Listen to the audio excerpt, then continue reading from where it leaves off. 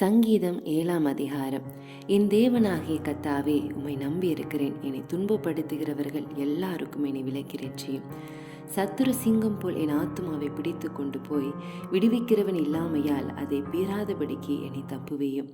என் தேவனாகிய கர்த்தாவே, நான் இதை செய்ததும் என் கைகள் நியாயக்கேடு இருக்கிறதும் என்னோட சமாதானமாய் இருந்தவனுக்கு நான் தீமை செய்ததும் காரணமில்லாமல் எனக்கு சத்துருவானவனை நான் கொள்ளையிட்டதும் உண்டானால், பகைஞன் என் ஆத்துமாவை தொடர்ந்து பிடித்து என் பிராணனை தரையிலே தள்ளி மிதித்து என் மகிமையை தூளிலே தாழ்த்த கடவன்.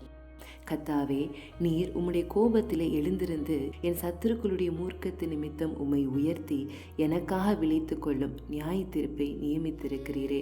ஜனக்கூட்டம் உம்மை சூழ்ந்து கொள்ளும், அவர்களுக்காக திரும்பவும் உன்னதத்திற்கு எழுந்தருளும். கர்த்தர் ஜனங்களுக்கு நியாயம் செய்வார். கர்த்தாவே, என் நீதியின்படியும் என்னில் உள்ள உண்மையின்படியும் எனக்கு நியாயம் செய்யும். துன்மார்க்கருடைய பொல்லாங்கை ஒளிய பண்ணும், நீதிமானை ஸ்திரப்படுத்துவீராக. நீதி உள்ளவராய் இருக்கிற தேவரீர் இருதயங்களையும் உள்ளித்திரியங்களையும் சோதி தருகிறவர். செம்மையான இருதயம் உள்ளவர்களை இரட்சிக்கிற தேவனிடத்தில் என் கேடகம் இருக்கிறது. தேவன் நீதி உள்ள நியாயாதிபதி.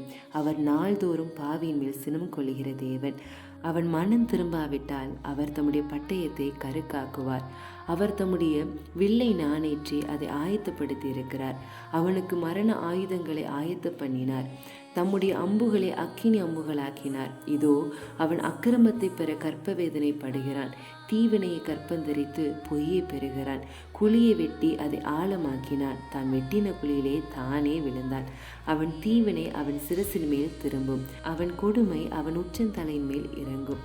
நான் கர்த்தரை அவருடைய நீதியின்படி துதித்து உன்னதமான கர்த்தருடைய நாமத்தை கீர்த்தனம் பண்ணுவேன்.